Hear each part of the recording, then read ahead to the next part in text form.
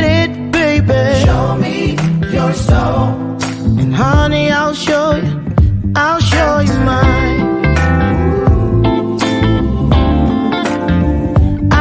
you mine.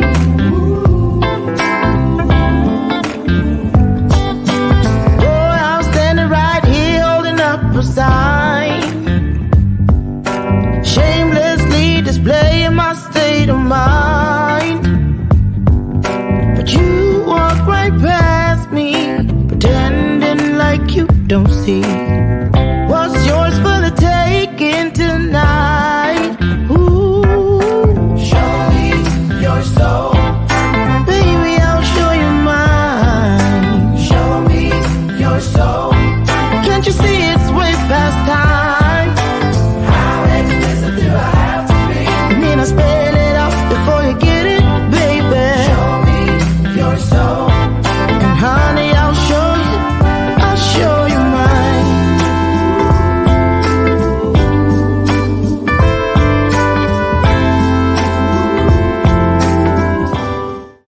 Good morning, good morning, good morning. Hey, look at all you beautiful people. Oh, I'm so excited. TGI to the F. It is Friday. We made it through another week. Amen. How's everybody doing? Welcome to today's installment of Bathrobe Moments. And I'm your host, Lauren Michaels Harris. And boy, I wouldn't rather be anywhere else in the world. No, maybe Fiji. But I'll take it with you guys. I'm so excited. It's a beautiful day. Absolutely gorgeous outside here in the Chicagoland area. How are things looking in your neck of the woods? We are here today. A great show ahead. Thank you all for joining us. We're going to pull our winner today, by the way. We're going to play the game and put one more name in the hopper. And then we're going to have our guest today, John. Oh, I should have asked him if I was saying it right when I practiced. MACASKILL? Okay, he's shaking his head. I see him in the green room. John MACASKILL is here, and we're going to talk to him about a bunch of stuff today. It's going to be a great show. The bell of purpose is in effect again today, as always, here on Bathrobe Moments. There it is. What does that mean? The bell of purpose is your opportunity to be a part of something greater than yourself. It means when I ring that bell, somebody, one of us has said something that is just worthy of another walk around. Okay. Now, I know you're thinking it most likely won't be you, Lauren, since you started the show playing the show closer. That's right. I had a senior moment off the top today. But you know what? I'm 58. I embrace it. I do. I do. You think that's something? I was telling our guests how last night, it must have been around 2:30, 3 o'clock in the morning. I rolled over. And I have ADHD, but I had no idea that it actually worked in the middle of the night. And it did. I rolled over and I just started talking to my husband, Brian. I was like, hey, isn't that sad how Cicely Tyson died 3 days after her book was released? And Gail interviewed her on the Today Show. I watched it before I went to bed. Did you see? And he was like, honey, you need to get up. And so I did. I got up, I got up and I came downstairs and did a little reading and stuff, and then spent the rest of the night in there in the family room. So, ADHD, alive and well in here. Yeah, sad. Cicely Tyson, loved her. I remember when I was a little kid, in 1972, I was 10 years old, and I saw the movie Sounder at school. And for me, I had never seen Black actors and actresses in those roles. Roots hadn't come out yet. That was in 1976, and Cicely was in that as well. But I love her because through her 70-year career, not one time did she play a maid or a prostitute. And she was just the epitome of glamour, elegance, protocol, integrity. And her book was released Tuesday. And I really, I'm not a stargazer, for the most part, but certain people, when Karen Carpenter passed away, cried my eyes out. Princess Di, cried my eyes out. And yes, I shed a tear for Miss Cicely Tyson. All hail the Queen. What an example and how much she did for the African American community and for our legacy. So Rest well, rest well. So I had to get that out. It's just so sad. Yeah, I know. Don't get me going. Remember back in the early days of Bathrobe Moments how I'd cry almost every show? I did. So anyway, our guest today. Welcome to the show. Before I get him in here, you know who she is. She's here every morning. This is my sidekick, my best friend, my gal, Miss Lucy McGillicuddy Ricardo. And this is the last day because we I poured the rest in this morning, and this is walnut cookie crumble. I don't know who's getting paid. Oh, hi, honey. I don't know who's getting paid to name these coffees, but I wish it was my job because I'd have come up with something better than that. Mm. So anyway, who's here today? John McCaskill. John is a retired Navy SEAL commander. We're gonna, ooh, you know that didn't hit me like it did just now before. You were a Navy SEAL commander. Okay, you go, boy. Turned mindfulness and meditation teacher, and that's why I have him here. That is a big deal for me right now. It is one of the number one things that I'm working on inside my personal development world for 2021 and beyond. So I am so excited about this. John was born in South Africa and moved with his parents and four siblings to the U.S. when he was only 7 years old. Now, he grew up in Ruston, Louisiana. I hope I'm pronouncing that right, where he was an avid track and cross country runner. Oh, my goodness. I was too in seventh grade. I went to 3 practices, and the very first cross country event we had was at Ring Lardner Junior High School, my school. And when we got like maybe a mile out, I cut off and left everybody and ran my ass straight home. And they never saw me again. They charged my mom because I never returned the uniform. So, yeah, I was a cross country runner too for about that long. So, anyway, after graduating high school, John served briefly as an enlisted sailor in the Navy before receiving an appointment to the U.S. Naval Academy. Now, that's awfully big. And he has a BS in mathematics and an MS in operations research. We're going to find out what that is. You know, do you research operations? You know, your spleen operation. I've been doing some research. You might, anyway. John now runs his own consulting company and brings mindfulness and meditation to high-performing teams to aid in dealing with stress, anxiety, depression, all while increasing focus, creativity, and productivity. Now, John's wife, her name is Becca, also served in the Navy and is now a civilian orthopedic physician assistant. And together, they are the proud parents of 2 small children. Aw, and this is a good one. This is Scandal. And recently, after spending 6 months in an RV, that could be fun. I don't know, with 2 little ones. They've settled as a family in Colorado Springs, one of my favorite cities in the U.S. of A. That's right. I used to visit there when I was at Lowry Air Force Base in Aurora, Colorado, in the Air Force. And used to go down there. And I also love Grand Junction, Colorado. Love, love, love. So without further ado, you guys, put your hearts on the screen. Bring your heart to the table. And let's welcome in bathroom fashion. Did I say bathroom? Was that a senior moment? Bathrobe fashion, John McCaskill.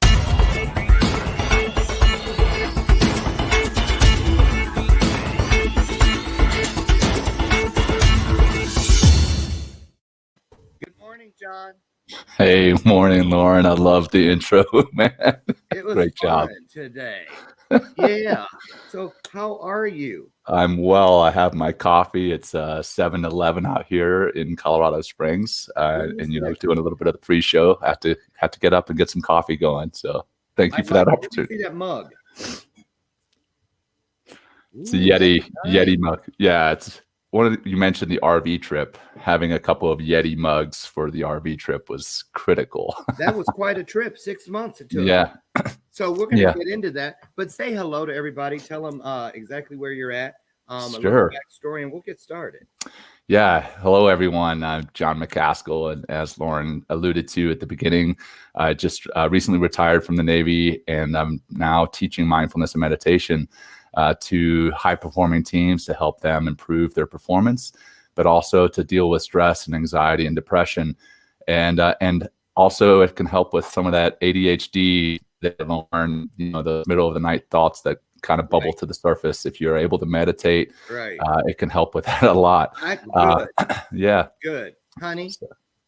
You're down here? I told him how I woke up and started talking about Cicely Tyson.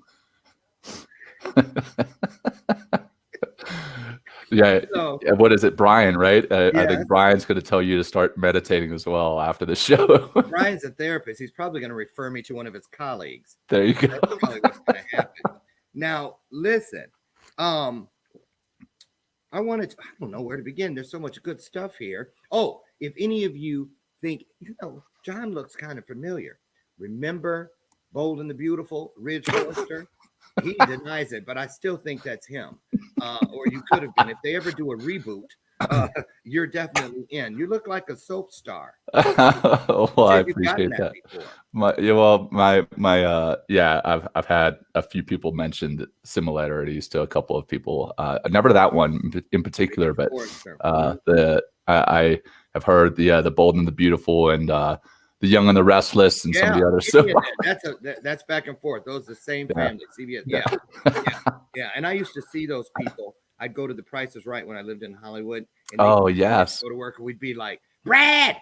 Yeah. Oh, yeah. They'd walk right past us. We'd go nuts. Mm-hmm. So, it's still not too late. Maybe my next career. For real. Yeah. Okay. So, John, take us through. Wow, what a colorful journey. Born in South Africa. What were your parents doing there? What? Yeah, that's a question I get quite often. Being that I'm a white guy now living in the States. What my parents were doing. Well, they were actually born and raised there, and they actually go back several generations.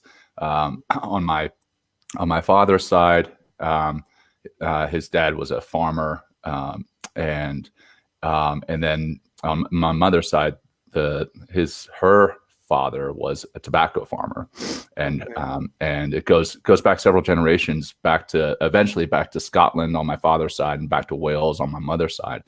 But yeah, they were born and raised there.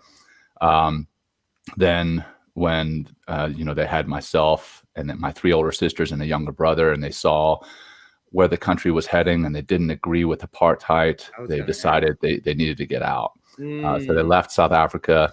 And another one of the reasons they left was, at the time, young men, when they graduated high school, would be drafted into the South African military. And they didn't want me to be drafted into the South African military. So the joke is that I came over here and ended up voluntarily joining the U.S. military. Yeah. Oh, right. Yeah. Because go in one. Right.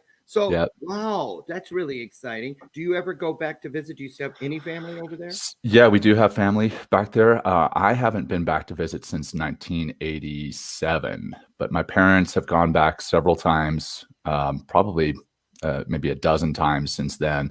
My father, he still is an avid cyclist. He helped to start a big bike ride down there in Cape Town, South Africa, called the Argus Tour, which when he first started, it was just a couple hundred people, and now it's one of the largest bike rides in the world. And he goes back there regularly to still ride in that. And he's 70 something, 77.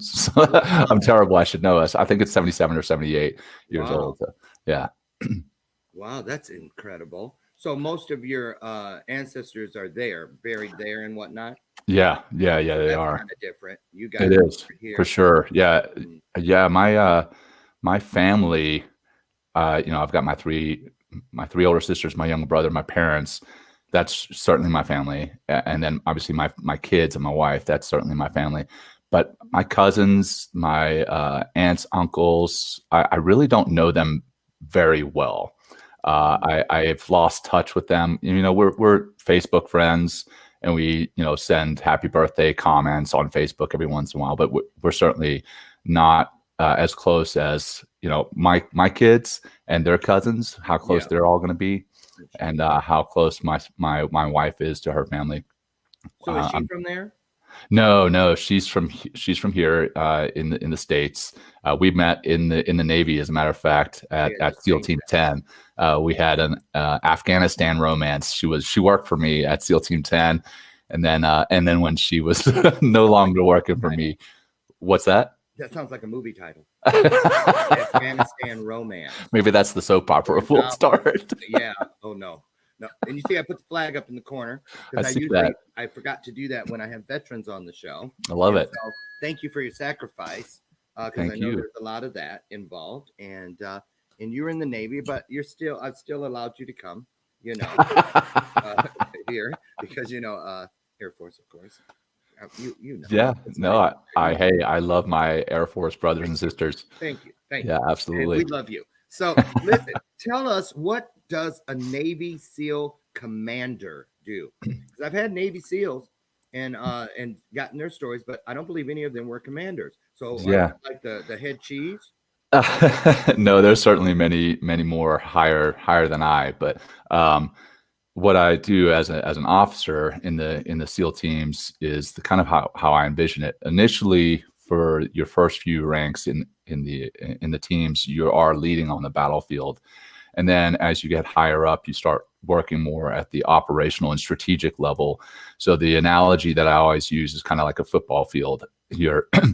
Your days as a lieutenant, maybe as a junior lieutenant commander or major equivalent in the Air Force, Mhm. you may be leading on the battlefield, or in the analogy, you may be on the football field. And then as you put on O5 commander and above, you kind of become one of the offensive or defensive coordinators. And then as you put on O6 Navy captain or colonel equivalent in the other forces, you may be put on the head coach, and then you start becoming the owner of the teams, and you start looking at the kind of the bigger picture. Okay. So as a SEAL commander, my battlefield time was definitely less and much more time behind the computer, putting together PowerPoints and presenting and selling, if you will, my team and their capabilities, what they could do so that they could go out and do the good work. Okay, so SEALs, that's an elite group. Navy SEALs, Yeah. hard to get in, and so you made it as a regular Navy SEAL first, and then moved up the ranks. Well, I was enlisted as a parachute rigger, but I was not a SEAL at the time. So I went from the enlisted ranks as a parachute rigger. Really, the official term for parachute rigger in the Navy is a little bit different than parachute rigger in the Army. But parachute rigger in the Navy, basically, you primarily work on ejection seats. You're aircrew survival equipment man. So you take care of all the survival stuff that a pilot would need if they were to eject. So that's what I did for a year, and then I got picked up to go to the Naval Academy, where when I graduated from there, I went out to SEAL training and became a SEAL as an officer. Okay, tell the truth. Did you ever, because that would be me, were you ever like, man, I wonder what it would be like to hit that eject button to see? Right. Have you ever Yeah, seen anybody eject?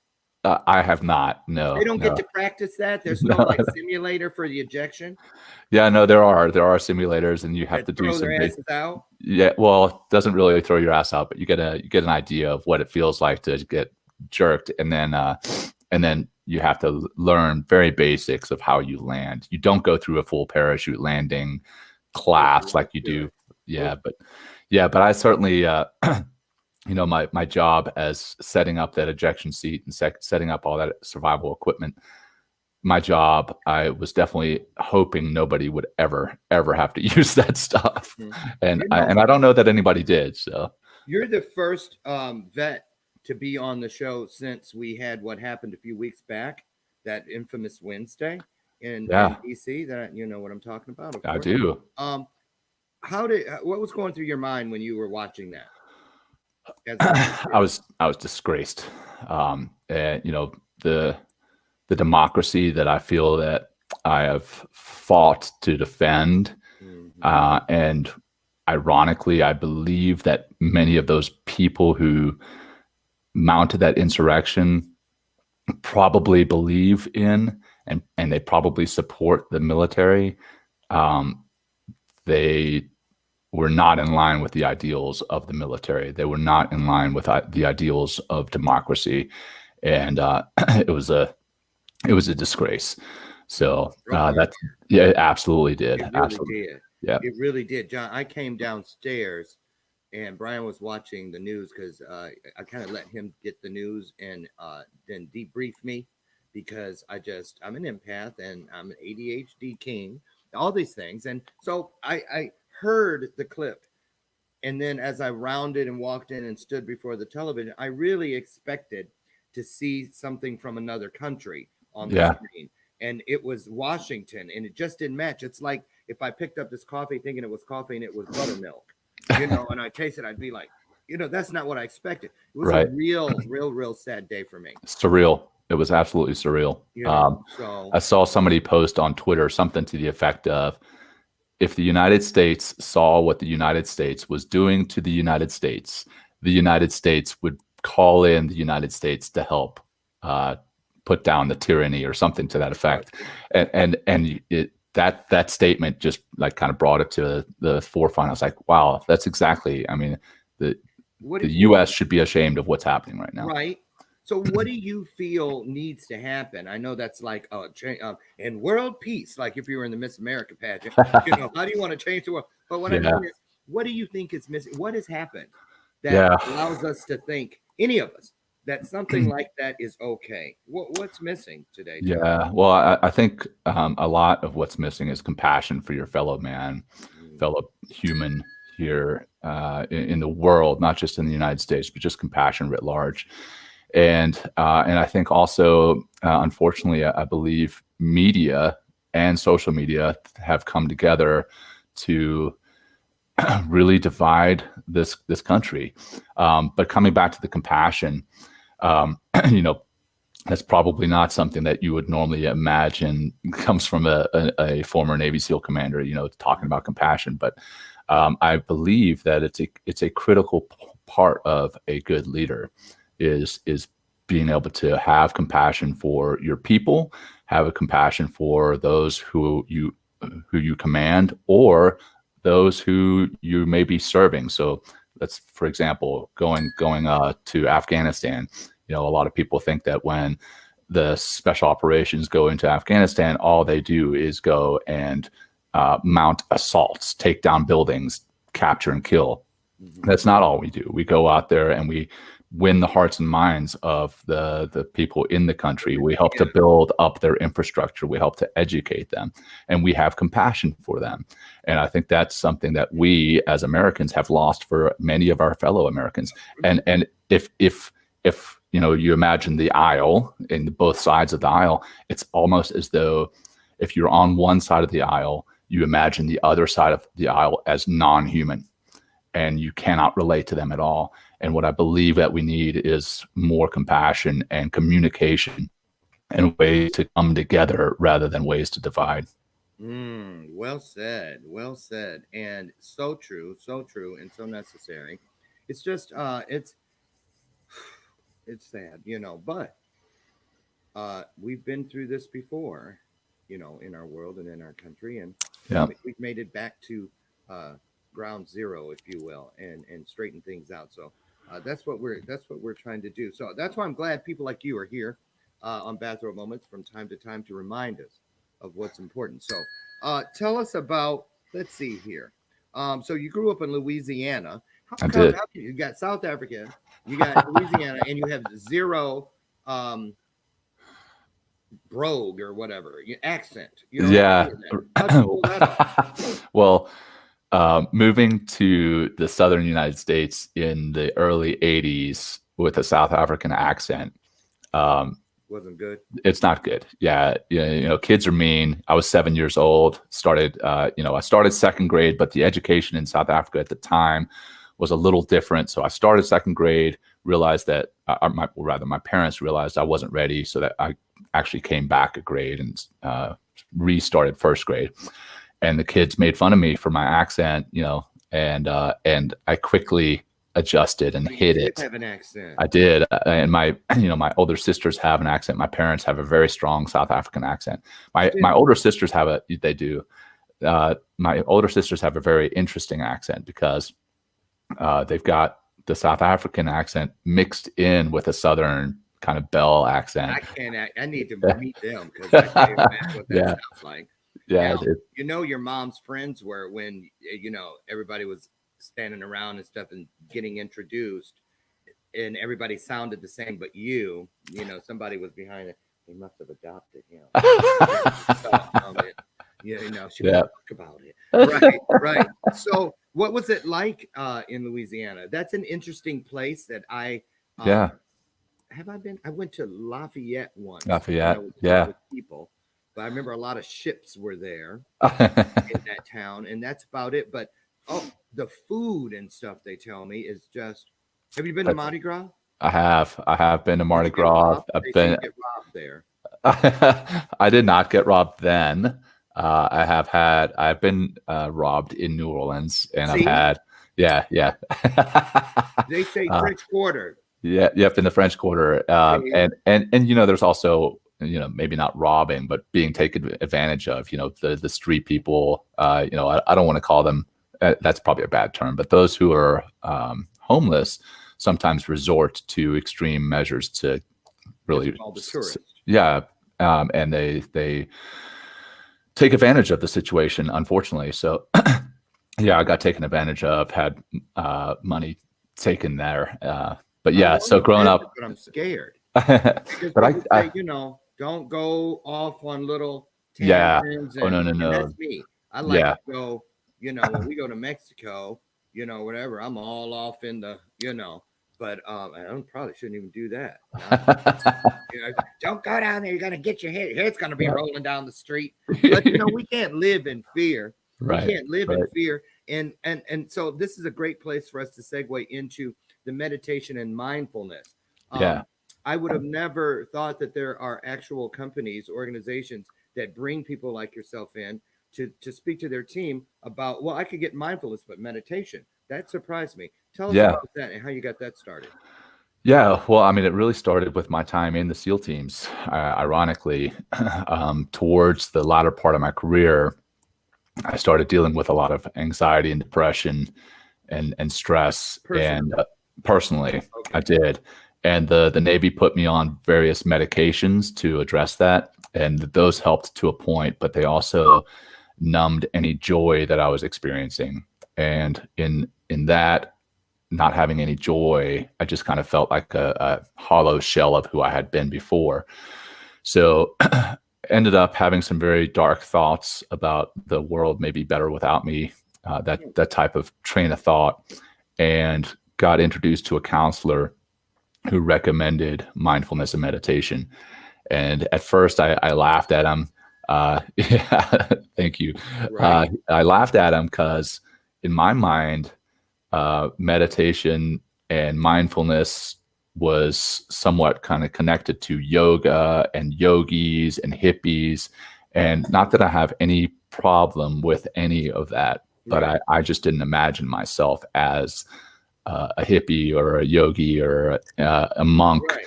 And, I'm a and so, superstar.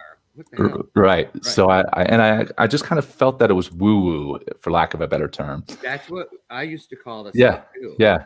recently. And he did a great job of kind of reframing it and telling me, well, if I could give you something that would improve your performance, would you do it? And I said, yeah, absolutely. As a Navy SEAL, you're always trying to find a way to get an edge over the enemy or get an edge over your buddy right next to you. And so I started listening, and he's like, well, it's the same thing. I'm telling you, mindfulness and meditation will help with your performance. Wow. So I went back and I started practicing very simply at first, just using an app, just doing a couple of minutes here and there, and then also implementing the mindfulness, which is nothing more than just being aware of the here and now, intentionally paying attention to the here and now, and not ruminating in the past or worrying about the future. So word there. Yeah. Attention. Yeah, exactly. So started doing that, and about 8 weeks after starting to practice, I started to see differences in my performance. And then at the same time, I realized that I was no longer having those dark thoughts. I was no longer battling with the stress, the depression, the anxiety. Mm-hmm. It was still there, but I was able to process it and work through it in a much more healthy and productive way. So were you surprised? I was very surprised. Very surprised. It's gonna be like, when I first did hypnotherapy, I was like, shit ain't gonna work. Yeah. You know what I mean? But it did in a big way. Listen, when we come back from our commercial break, I want you to break down mindfulness. Meditation, we all think we know. Sure. But it's rare that you hear mindful, at least in my travels, mindfulness connected to it. And I want you to really help us get into the mindset of mindfulness. And I'm hoping you will be able to give us some tips on how to get started. Absolutely. Okay, Be can happy. we do that? Okay, 100%. you guys heard it. So listen, don't go away. We're going to be right back, and we're going to get into some mindfulness and some meditation things to help you deal with everything that is other than peaceful. Don't go away. We'll be right back.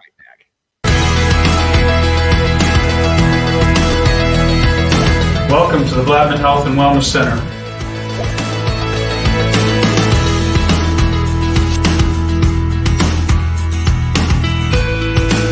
In order for your fingers to do this really fast, you have to hold your wrist really still.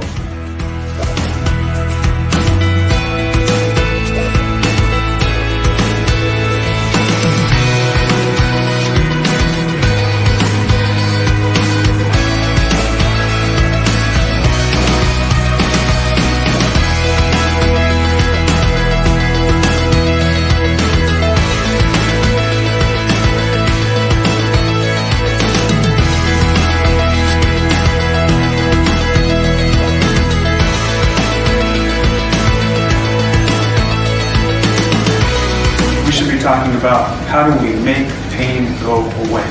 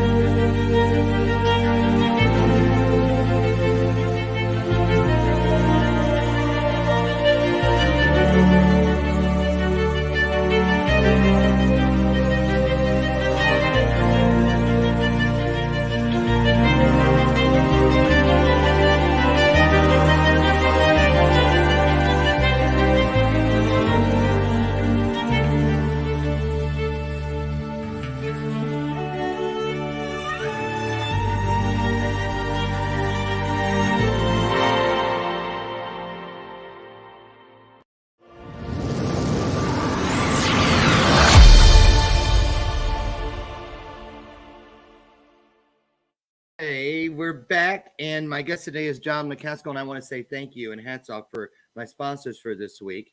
Dr. Hal Blattman of Blattman Health and Wellness of Cincinnati, Ohio, and New York City, New York. He was our guest yesterday.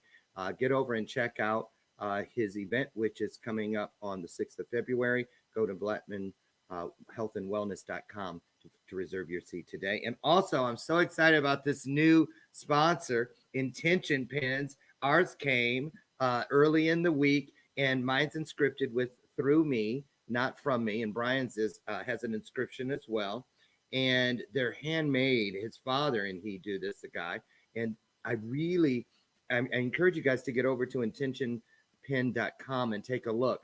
There is something about these that I'm telling you, I'm gonna sign big contracts with this pen. I'm telling you, I am setting my intention. Big thing. And setting intentions. Our guest was talking about that today, about mindfulness. That's why I got excited. I was like, this is perfect.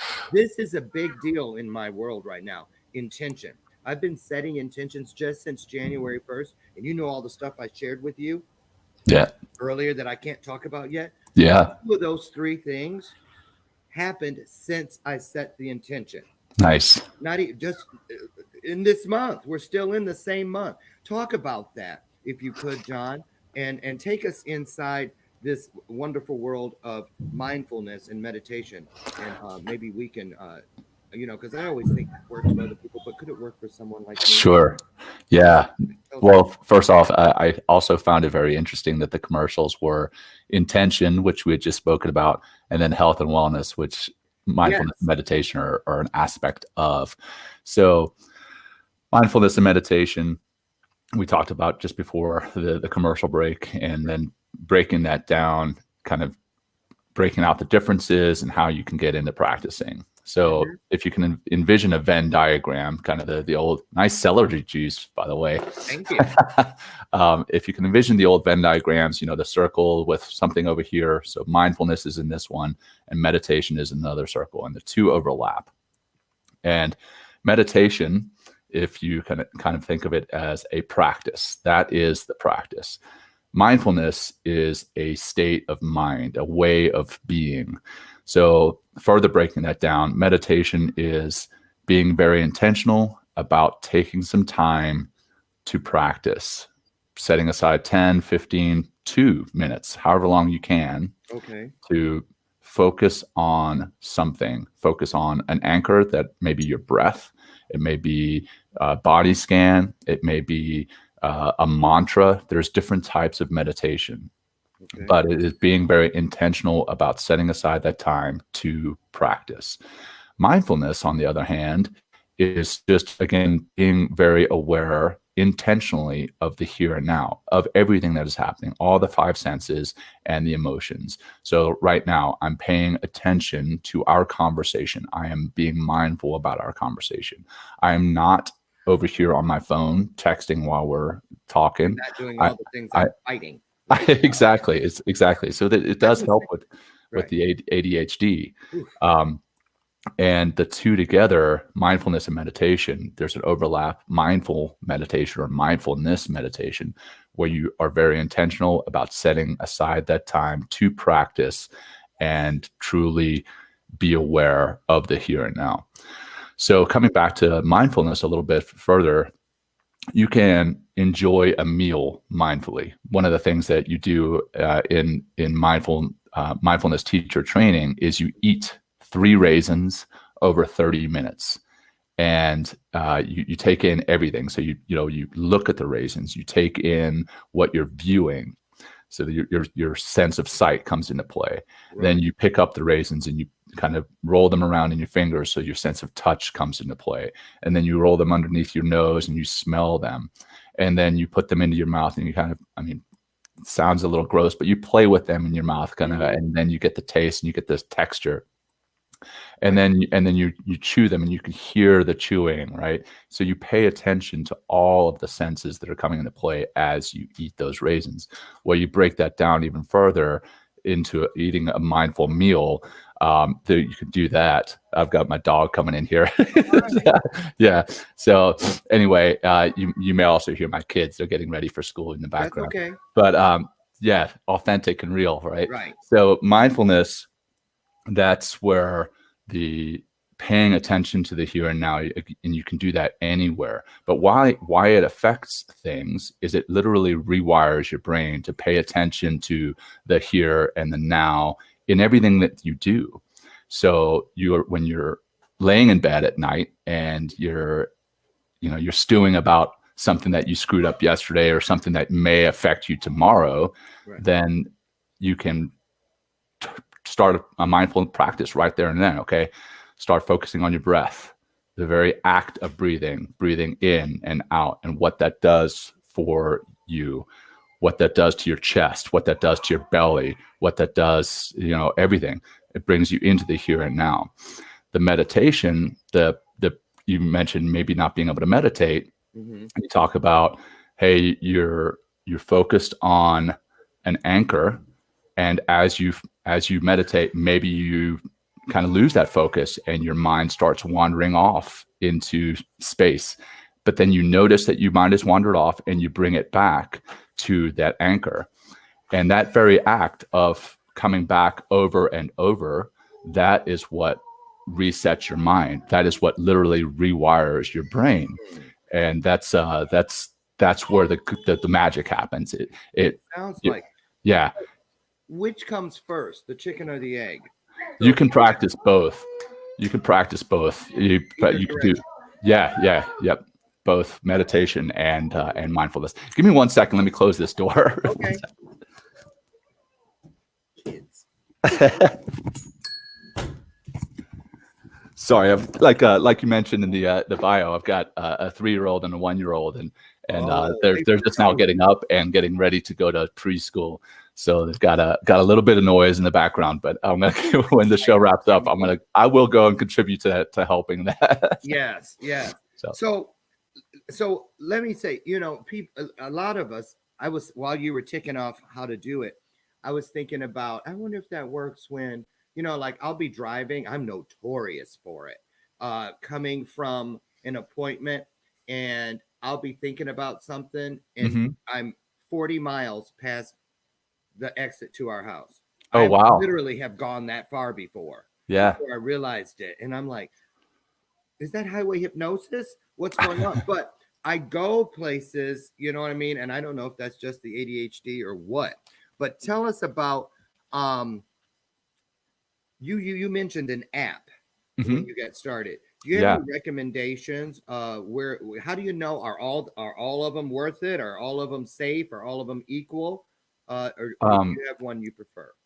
I do have one that I prefer. I personally use Insight Timer because of the different teachers that are on there and their different backgrounds, the different types of meditations that they run. Insight Timer. But I have also tried different types, different names. There's one called Calm. There's another called Headspace. There's 10% Happier by Dan Harris. Dan Harris was a news anchor that actually had a nervous breakdown on the air and realized that he needed to start practicing mindfulness and meditation. Wow. And then let's see, there's Waking Up by Sam Harris. There's Chopra. I mean, there's literally hundreds of meditation apps out there. Okay. I can't tell you which is necessarily better. I think I only like Insight Timer because that's what I started with. And I will also admit, what's that? Place to start. That's what we're looking for.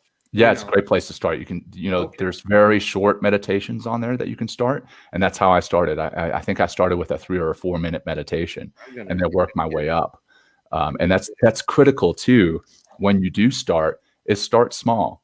It's much like going to the gym. You don't jump under the bench press with 350 pounds on. You start small. It's just like starting training for a marathon. You don't jump into a 26.2 mile run. You start small. Do the same thing with meditation and ease into it. Then you have much better chance of success. I think that, a lot of people were thinking, well, yeah, that would be great when the world was open to us and I had a crazy busy schedule. But now, I'm stuck at home and this, that, and the other. But I think now is a better time than ever, a great time to get into this because there's so many things we don't have control of. Right. Oh, absolutely. Absolutely. So many people working from home, and the lines between home and work not only being blurred, but being completely removed. That is a huge stressor. And over and above that, the isolation that you feel when you're working at home, you don't get the 2 minutes here or the 3 minutes there at the water cooler with your colleagues. You're on Zoom all day. Your body and your mind you're getting worn out.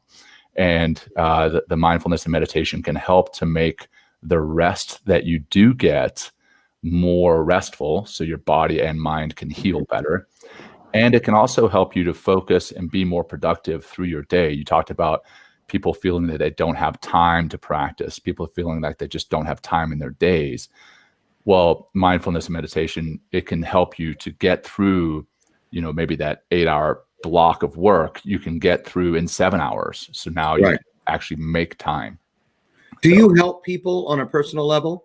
I mean, like a coach would. Do people, if somebody wants to pick your brain, I know that you said you'd like to communicate through LinkedIn. So on the screen is the connector. It's linkedin.com/in/John McCaskill. So I'll leave that up there for a minute, John. So would you say that mindfulness and meditation is something people should consider, just like a diet plan, a workout plan, things like that, like how you plan for a vacation? Is this something we should at least take a look at as bringing in as a piece of our daily?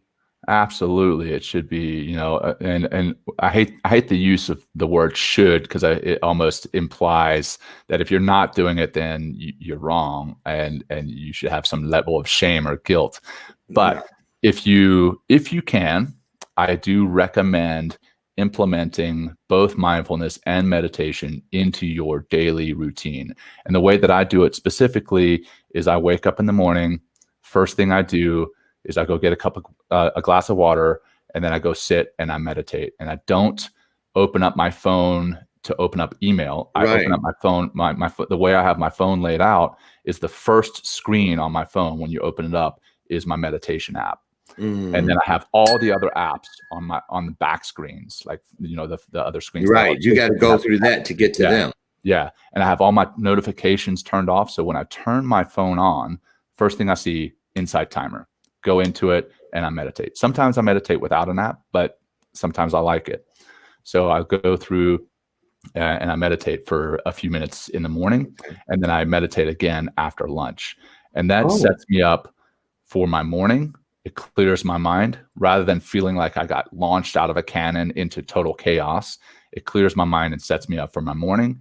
And then in the afternoon, it clears my mind and sets me up for the latter part of the day. And then other people meditate before they go to sleep.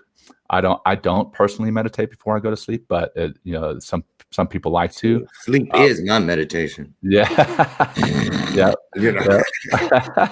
Right. Well, I'm sure Brian would disagree. That's why I go to bed 2.5 hours before Brian for that purpose. So that, you know, he has to be so worn out or else he ain't getting to sleep because I'm going to be sawing. So let me ask you one last question about this. Is it okay to not start your day with meditation? Or, I mean, do some people start at, or is that really what you should do? Well, I don't know if you can. I don't know that there's necessarily a should way of doing it. You know, whatever works best for you. Kind of experiment with different ways. Experiment with meditating in the morning if that works for you. I do personally like meditating in the morning, so you don't have that total chaos first thing. Okay. And I journal as well, and that helps. And I think the two together really work nicely. But if your morning just doesn't, if meditation doesn't fit in your morning, then maybe fit it in at lunch, maybe fit it in the evening before you go to bed. But I definitely recommend implementing it into your lifestyle at some time and in some way. Carving a space for, because this really falls under the category of self-care. Absolutely, it does. Absolutely. And that's the place we go last in most cases. So you guys, there you go. Some great tips for us on how to incorporate mindfulness and meditation into our daily routine. Think about it, consider it. I'm going to try it. Maybe we'll do a mindfulness and meditation challenge for the month of February. Maybe we'll do that. Okay. Are you guys, anybody up there want to do that with me? Anybody out there? Let me know. Put it in the comments. I'll do it. If you're up for it, I am up for it. I ain't scared. Listen, we have a game to play because it's the last show of the month, and you're going to play for a viewer. Can you see any names on your screen of comments? I see the comments. Sure do. Pick a name. Let's see. Is it Beatrice? Beatrice.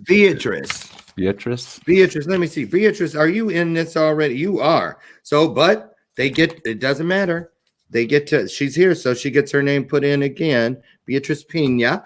Okay, so you're playing for Beatrice. Today we're going to pull the name from all the ones from the month, and a prize bundle will go out next week. You'll have whoever wins, you'll have to DM me a mailing address, and I will send out the prize bundle to you. So here we go. Let's see what game you're going to play. Yellow. And yellow is, okay. You're playing.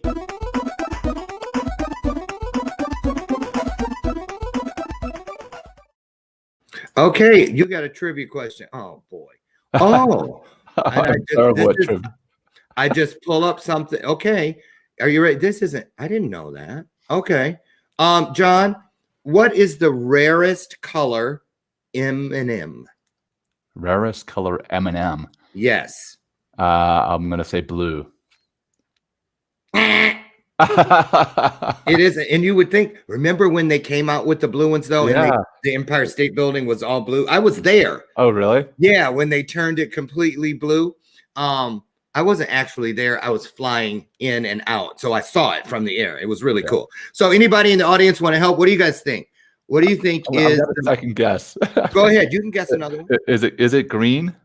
No. Oh, those are Ah. those horny ones. Yeah, that's Those why aren't rare. was like, Trust that's why me. I was like, okay, there's because I Remember remember that? that game. I remember when somebody said, "Hey, if you eat a green M&M, it makes you horny." I was like, well, they must be the least Yeah. one. Isn't But I that guess funny not. how everybody hears the same urban myth Yep. about stuff? Somebody said green cherry. Nope. Nope, not yellow, Maria, not yellow. Pink. That would be a good guess, Beatrice. There you go. Julius Mercer hit it. Brown. Brown. That's the wow. Brown is the rarest color of all for M&Ms. There you go. Isn't that something? Great job, Julius. Great job. We'll I want to know start. what book Julius is holding up in his profile there. Probably his. Oh yeah, He's got a new book out. nice. Yeah, Julius Mercer, and he was a track star. Oh really? Yeah, he was a college track star. He has a wonderful story. Julius, I need to get you back on so people can hear. Yeah, Julius Mercer's no joke, let me tell you. Good friend of mine, and wonderful story. So thank you for playing along. Who did we say? Beatrice. Mm-hmm. Oh, so wait a minute. Now I need you to pick the person. I have a list here. So pick a number between 1 and 10, please. 3. And she's here too. Let me see. I think she is. Yep. Sherry McQueen.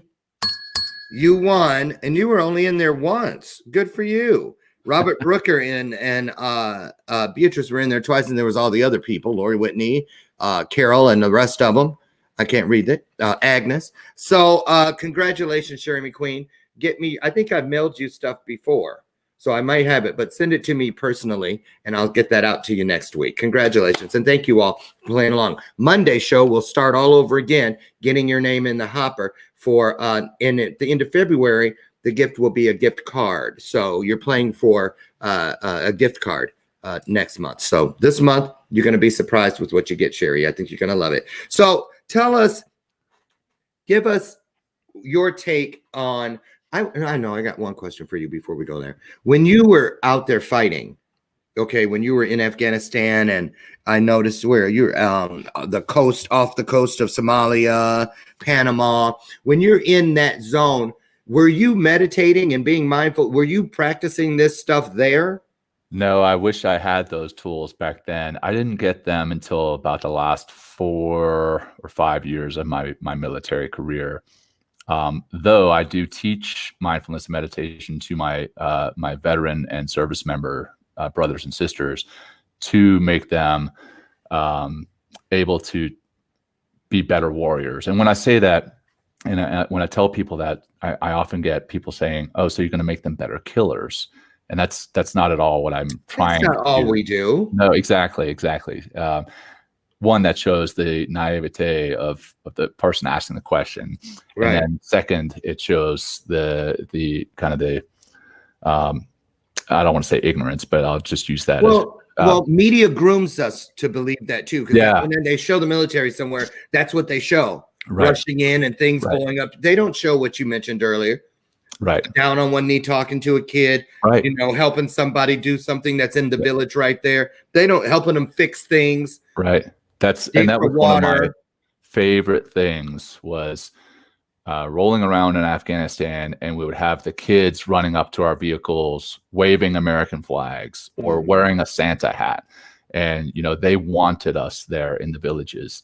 And I think that was a key for me, was knowing that they wanted us there. But coming back to the meditation in the warrior, what it can do is help you have a better situational awareness on the battlefield, and perhaps at times actually de-escalate a situation that doesn't need to be escalated to the point of gunfire. Right. So in a way, it could save lives, save U.S. service members' lives. It could save civilians' lives, on the battlefield. It could save, honestly, strategically and operationally, it could save the war. If everyone was more compassionate and more aware, it would be world changing. So It would be. It would be. Well, Yeah. I want you to make sure you thank Becca and the kids for Definitely. sharing you with us today. And because Becca had to do it all by herself, getting them ready. You I'm have a gonna go boy and a home now. girl, and you have, I've or got- you have. So I've got a little girl, 3-year-old, almost 4, a little boy, almost 2 years old, and then I've got number 3 on the way coming this summer. Oh wow! Congratulations! Thank I you. know that little mama, little 3-year-old. You know how little 3-year-old girls are when they have other siblings underneath them. She is. Guess what he did? Right. Always Totally. telling something. Totally. That's awesome. You have a wonderful life. You have a wonderful family. We got to have you back so you can tell us all about the 6 months in the RV. That's right. Yeah, that's another whole Your story. little slick self. Got past that. Yeah. Very glad Uh-huh. that I had mindfulness and meditation during that Yes. time. But I just really love this, and maybe I can have you pop in and help us midway if you're open to that next month for our mindfulness and meditation challenge. Let's do it. Because I need something, and I'm going to give it a shot. Anybody out there want to do it with me? Let me know, I and saw then a we'll few get you people back, comment. John.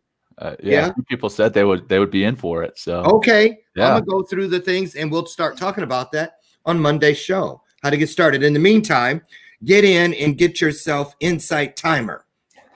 I know there's a capital I on timer, but you guys know, you get it. I was trying to I've actually on Insight Timer. If you go on there and you look for my name, I actually have a few meditations on there to get started. So well, there you go. Yeah. Everybody do that over the weekend. We'll talk about it Monday.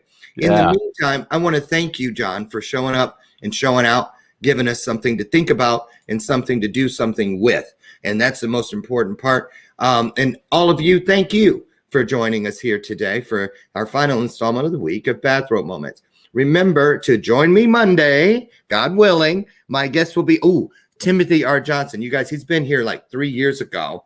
He has a new book out, Secrets. I think it's Secrets of a Serial Killer. His father was a serial killer. And And I know it's like, what? Yeah. What did you say? Wow. Yeah. And he found out on the news when he was 6 years old, first grade, I think. When they caught him, and they had no idea. Riveting story. Tim Johnson will be here, Timothy R. Johnson, Monday morning for another great kickoff week of Bathrobe Moments. In the meantime, you guys remember, do whatever you need to do. Mindfulness and meditation, affirmations, intention, whatever it is. Remember, what you want to do is you want to become the blessing you want to see in the world. That's right. Lead by example. Get out there and love up on everyone in every situation you can. Just try to leave every person a little better than the way you found them. And before you know it, we'll have fixed that problem in Washington. There's no way. Well, you know what I'm talking about. You guys get out of here. Have a great weekend, and be the blessing. That's it. Just it. Thank you so much, John. Thank you, guys. I'll see you guys Monday morning for another episode of Bathrobe Moments. Be blessed. Again, thank you. Bye-bye.